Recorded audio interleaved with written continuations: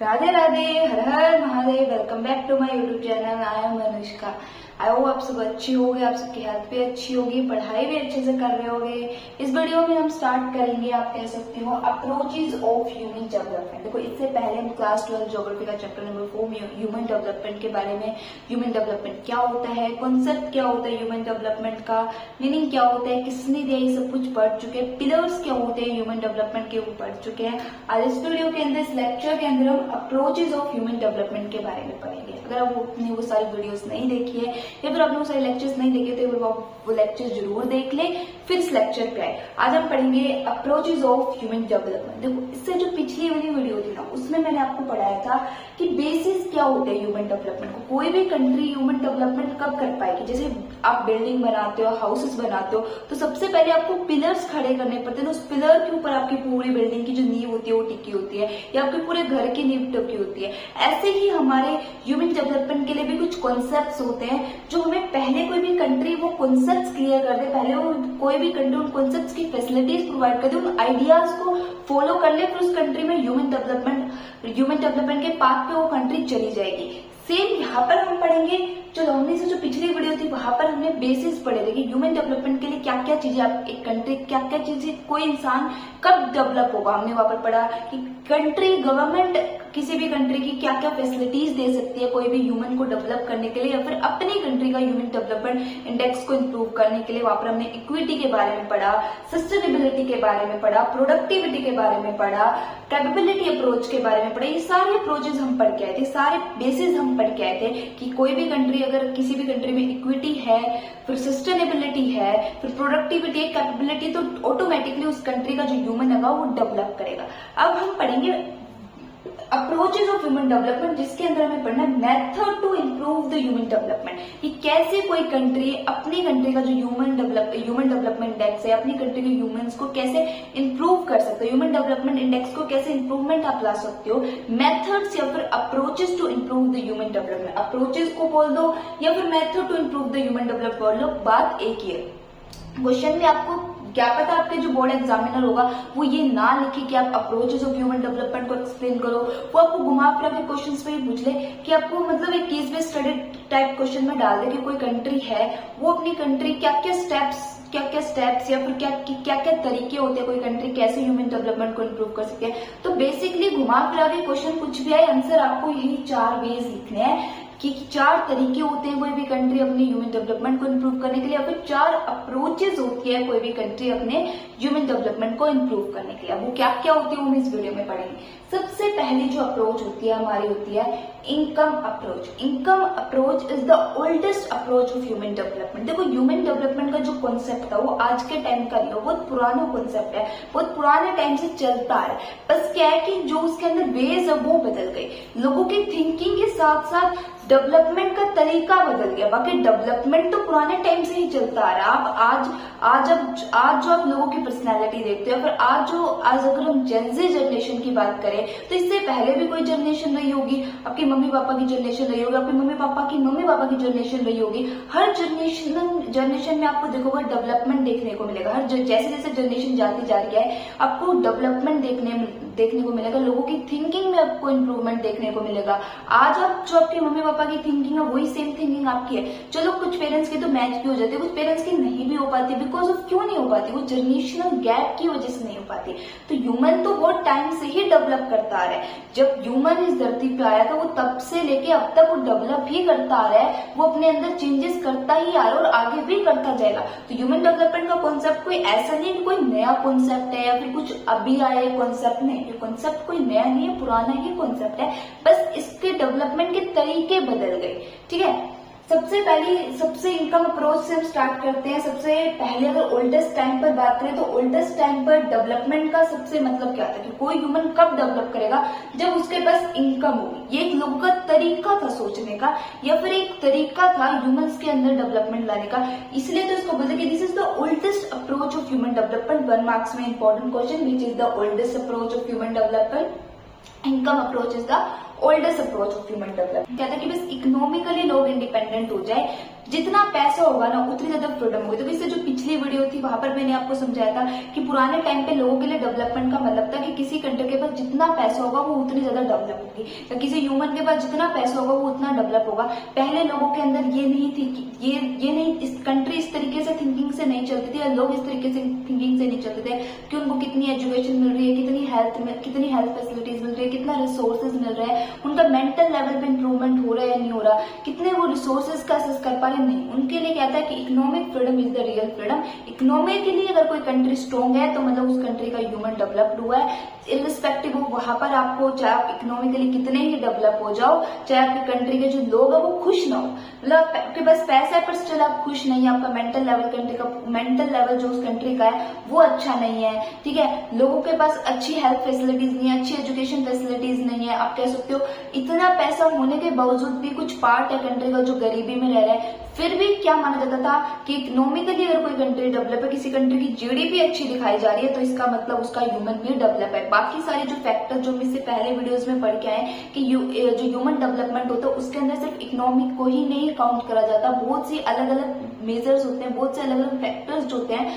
वो काउंट करे जाते हैं। फिर ये सब फैक्टर्स मिला के इन सारे फैक्टर्स को देखा जाता है और फिर देखा जाता है कि एक्चुअली में रियल डेवलपमेंट हुआ है या नहीं हुआ किसी कंट्री का। फॉर एग्जाम्पल ये देखा जाता है कि इकोनॉमिक फ्रीडम के साथ उस कंट्री का जो मेंटल पॉपुलेशन, उस कंट्री के लोग खुश कितने रह रहे हैं वो देखा जाता है, हैप्पीनेस इंडेक्स को चेक करा जाता है, रिसोर्सेज का डिस्ट्रीब्यूशन इक्वल है या नहीं वो देखा जाता है, इक्विटी कितनी प्रोवाइड हो जाती है, उस कंट्री का जो ह्यूमन कैपिटल है वो प्रोडक्टिव कितना, ये सारे फैक्टर्स देखे जाते हैं और फिर बताया जाता है कि हाँ एक्चुअली में इस कंट्री का जो ह्यूमन है वो डेवलप हुआ या फिर नहीं हुआ है, ठीक है। Improvement in the economy of the people leads to the better facilities. क्या लोगों का मानना था कि जितना आप इकोनॉमी में अच्छा इंप्रूव करते जाओगे आप उतनी अच्छी अच्छी फैसिलिटीज लोगों को देते जाओगे, बट स्टिल कुछ चीजें क्या होती है, आप जो दुनिया के सबसे अमीर आदमी बन जाओ, कई बार आपके पास पूरा पैसा होता है, आपके पास आप सबसे करोड़पति होते हो, पर स्टिल आप मेंटली खुश नहीं हो पाते। कुछ भी रीजन हो सकता है उसके पीछे, पैसा ही जरूरी है, शायद आपके पास वर्ल्ड की बेस्ट फैसिलिटीज आपको दी जाती है, आपको अच्छी हेल्थ, एजुकेशन, हर तरह की फैसिलिटीज आपके पास, सारी अमीरों वाली फैसिलिटीज है, पैसा भी है, पर स्टिल आप खुश, आप हैप्पी फील नहीं करते, तो भी आप डेवलप नहीं हुए। हैप्पीनेस इंडेक्स भी तो देखा जाता है ना किसी कंट्री का। कुछ कंट्री जैसे भूटान है, हमारी भूटान ऐसी कंट्री है जिसके पास कुछ नहीं है यार, वो पैसे के मामले में इतनी डेवलप नहीं है। अगर हम इंडिया से भूटान का कंपैरिजन करें तो इंडिया इकोनॉमिकली आज भूटान से आगे, पर फिर भी आप भूटान के लोगों का हैप्पीनेस इंडेक्स चेक करो, भूटान ह्यूमन डेवलपमेंट इंडेक्स में इंडिया से आगे है। क्यों? क्योंकि वहां पर लोग खुश ज्यादा रहते हैं। हैप्पीनेस इंडेक्स भी तो चेक करा जाता है ना, लोग कितने किस कंट्री में कितने खुश रह रहे हैं ये भी चेक करा जाता है। भूटान के लोग अपनी गवर्नमेंट चाहे उनको जितनी भी फैसिलिटीज देती है, कम देती है ज्यादा देती है, पर उससे खुश है वो, इसलिए वो ह्यूमन डेवलपमेंट इंडेक्स में इंडिया की रैंक भूटान से पीछे है, भूटान हमसे आगे है। उनके पास तो इकोनॉमिक डेवलपमेंट नहीं है, वो इकोनॉमिकली तो हमसे पीछे, पर स्टिल ह्यूमन डेवलपमेंट इंडेक्स में आगे हमसे, क्योंकि बहुत से अलग अलग फैक्टर्स होते हैं। ये सारे फैक्टर्स काउंट करके ही किसी कंट्री का ह्यूमन डेवलपमेंट इंडेक्स बनता है। उसमें हैप्पीनेस इंडेक्स भी बहुत इंपॉर्टेंट होता है। फिर जो हमारी सेकंड अप्रोच होती है वो होती है welfare approach. In this government should provide the better facilities. देखो ये क्या होते हैं, मैंने बताया ना अप्रोचेस में हम क्या करेंगे, वो वेज या फिर मेथड पढ़ेंगे कि जिससे आप कोई भी कंट्री ह्यूमन डेवलपमेंट को इंप्रूव कर सकती है या फिर अपना ह्यूमन डेवलपमेंट इंडेक्स को इंप्रूव कर सकती है। तो उसके लिए कौन इंप्रूव करेगा, गवर्नमेंट को ही तो फैसिलिटीज देनी पड़ेगी। तो गवर्नमेंट क्या करेगी, अच्छी हेल्थ फैसिलिटीज देगी, अच्छी एजुकेशन फैसिलिटीज देगी, रिसोर्सेज का डिस्ट्रीब्यूशन इक्वल रखेगी, सारी फैसिलिटीज जो होती है वो सबको अच्छी देगी। अगर लोगों को बेटर एजुकेशन, हेल्थ फैसिलिटीज अच्छी मिलेगी, डिस्ट्रीब्यूशन जो होता है रिसोर्सेज का इक्वल मिलेगा, तो ऑटोमेटिकली उस कंट्री का ह्यूमन खुशी रहेगा ना। एक गरीब है, मतलब अगर एक पॉवर्टी लाइन पे रह रहा है, कोई कंट्री की पॉपुलेशन जो होती है, कुछ कंट्री को उस पॉपुलेशन का कुछ ऐसा पार्ट है जो बिलो पॉवर्टी रह रहा है, यानी कि गरीबी में रह रहा है, उस गरीबी पॉपुलेशन को अगर आप अच्छी हेल्थ फैसिलिटीज दे दो, अच्छी एजुकेशन फैसिलिटीज दे दो, घर दे दो, पैसे दे दो, तो वो तो उसमें ही खुश हो जाएगा, वो एक तरीके से वहां पर डेवलप हो, क्योंकि उसको वो सारी चीजें भी नहीं मिली। तो गवर्नमेंट क्या करती है, अपने आप से किसी भी कंट्री का ह्यूमन डेवलपमेंट इंडेक्स को इंप्रूव करने के लिए, फिर किसी भी ह्यूमन को डेवलपमेंट करने के लिए सबसे पहले उनको फैसिलिटीज प्रोवाइड तो करो। जैसे हमने इससे जो पहले वाली वीडियो थी वहां पर पढ़ा था कि आप फैसिलिटीज दोगे, आप गर्ल को एजुकेशन फैसिलिटीज दोगे, जब भी तो वो पढ़ पाएगी ना। आप उसको फैसिलिटीज ही नहीं दोगे एजुकेशन की, तो आप उससे कैसे डेवलपमेंट की उम्मीद कर सकते हो। आपको पहले फैसिलिटीज तो देनी पड़ेगी ना। तो सेम गवर्नमेंट करती है। Government should spend the more money on the welfare of the people. Government क्या करती है, अगर गवर्नमेंट का जो बजट होता है उसके अंदर आप देखोगे बजट में वो लगाती है कि इतना हमने लोगों के वेलफेयर के लिए इतना करा, गरीब लोगों के लिए इतना करा, जॉब्स इतने निकाली। तो गवर्नमेंट क्या करेगी, ज्यादा मनी स्पेंड करेगी वेलफेयर ऑफ द पीपल पे।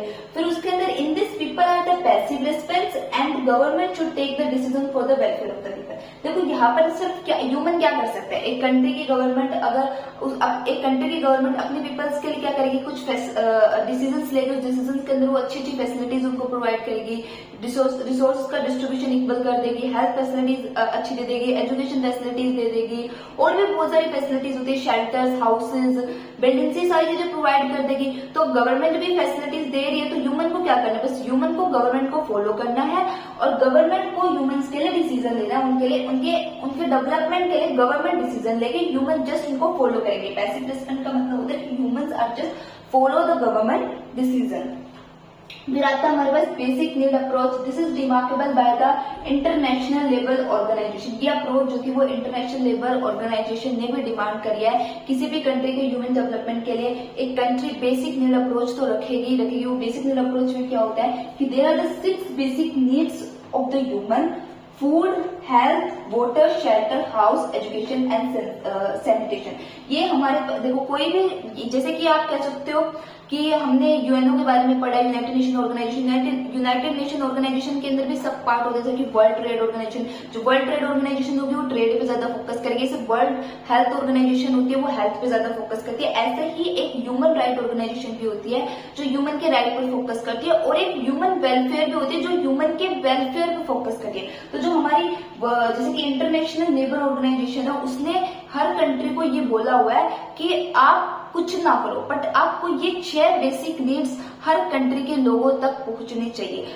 डेवलपमेंट के बारे में तो बाद में सोचोगे, सबसे पहले एक ह्यूमन है जिसके पास ना तो खाने को कुछ है, ना पीने को कुछ है, ना उसकी हेल्थ अच्छी, ना उसके पास एजुकेशन, वो झुकी झोपड़ी में रह रहा है जहां पर उसको आसपास बिल्कुल भी सैनिटेशन नहीं है। तो क्या वो डेवलपमेंट के बारे में सोच पाएगा?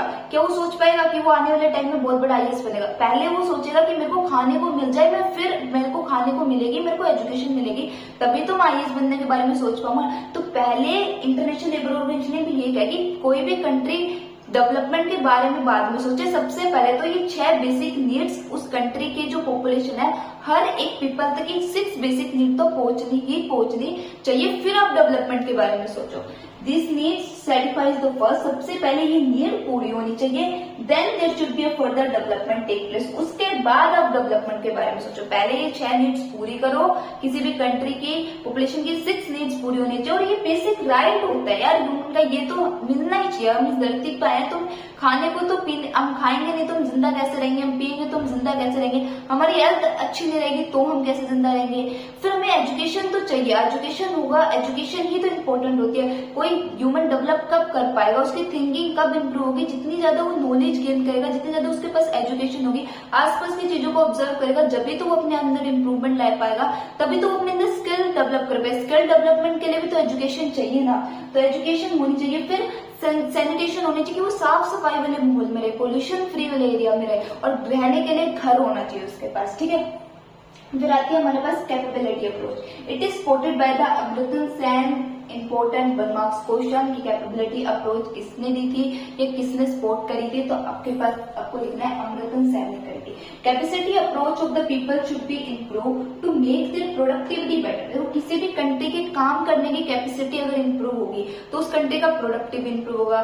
मतलब कोई भी कंट्री का ह्यूमन काम बहुत अच्छे से कर रहा है, मतलब एक प्रोडक्टिव वे में काम कर रहा है, वो सिर्फ करने के लिए काम नहीं कर रहा, मतलब वो जो वो अपना काम कर रहा है उसको बेटर वे में अच्छी तरीके से कर रहा है, तो ऑब्वियसली बात उस काम में प्रोडक्टिविटी रहेगी। आप कोई भी काम करो, काम कर लो, बट उस काम को बहुत अच्छे तरीके से करो ताकि उस काम का थोड़ा आउटपुट निकले, पर प्रोडक्टिव निकले, यूजफुल आउटपुट निकले। आपने 2 घंटे कंप्यूटर यूज करा, उस कंप्यूटर में आपने जो भी काम किया है, एटलीस्ट जब आप 2 घंटे बाद जब उस कंप्यूटर में से उठोगे तो आपको जो भी आपको आउटपुट चाहिए वो तो मिलना चाहिए ना, तो प्रोडक्टिव आउटपुट मिलना चाहिए। तो कैपेसिटी अगर किसी भी कंट्री के जो भी काम कर रहा है, चाहे फिर वो इंजीनियर हो, चाहे वो डॉक्टर हो, चाहे फिर वो आईएएस हो, चाहे वो टीचर हो, कोई भी काम कर रहा है उस काम को बेटर वे में करेगा तो उस काम का प्रोडक्टिविटी ज्यादा होगा। अच्छी प्रोडक्टिविटी मतलब अच्छा आउटपुट, ठीक है।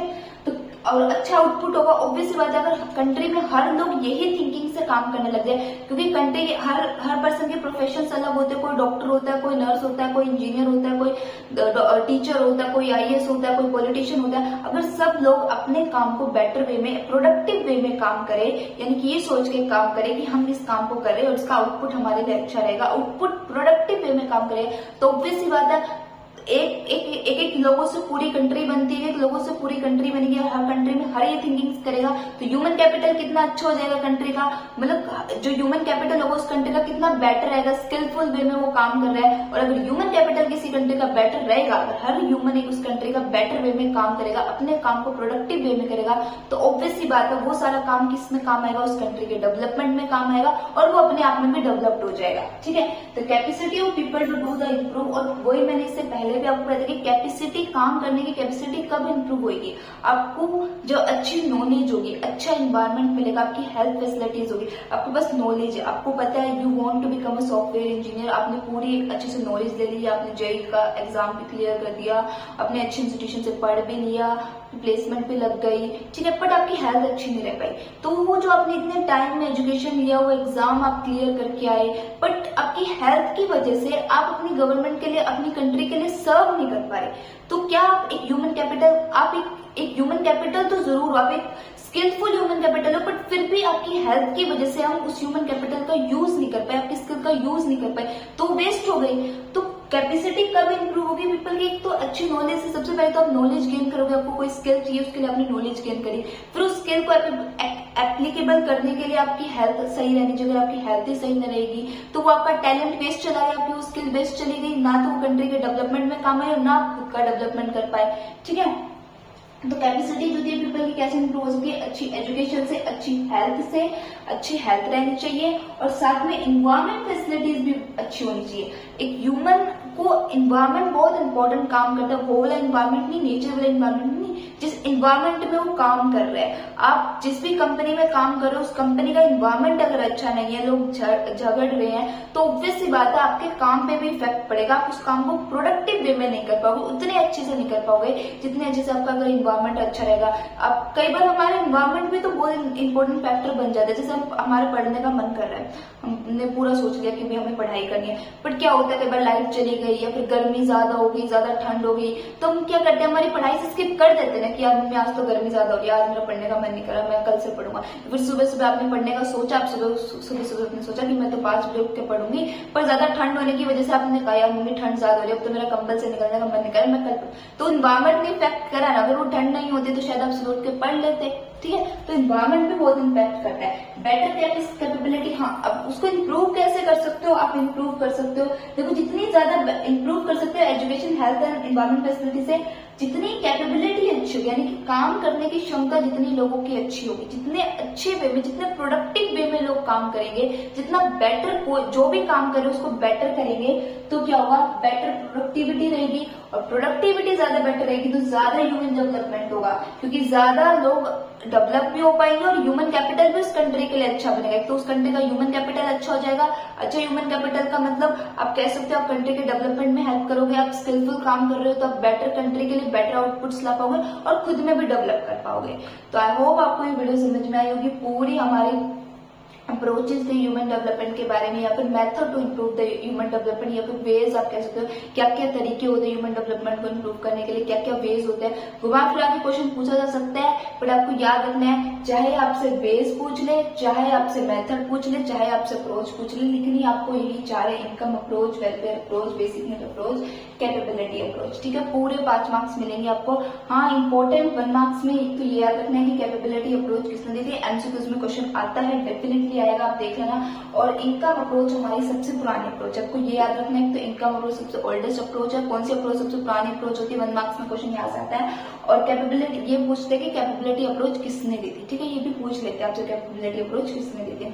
और बाकी ओवरऑल 5 मार्क्स में तो लॉन्ग क्वेश्चन आएगा सीधा कि explain the ways to improve the human development या फिर अप्रोचेस टू ह्यूमन डेवलपमेंट। तो आपको ये 4 लिखनी है, और एजिटेजली आपको इनकम अप्रोच में 3 पॉइंट्स लिखने हैं, वेलफेयर अप्रोच में भी 3 लिखने हैं, फिर आपको आपकी जो बेसिक नीड अप्रोच होती है उसमें भी 3 लिखने हैं और कैपेबिलिटी में भी आपको 3 लिखने हैं। पूरे के पूरे मार्क्स आपको मिलेंगे, आपको ऑल गेट 5 मार्क्स। ठीक है, अगर आप ये लिखते हैं तो आपको यही आंसर लिख के आना है। और आपको आई होप आपको वीडियोस अच्छी लगी होगी। अगर आपको ये वीडियो अच्छी लगी तो प्लीज मेरे चैनल को लाइक शेयर कमेंट सब्सक्राइब कर देना।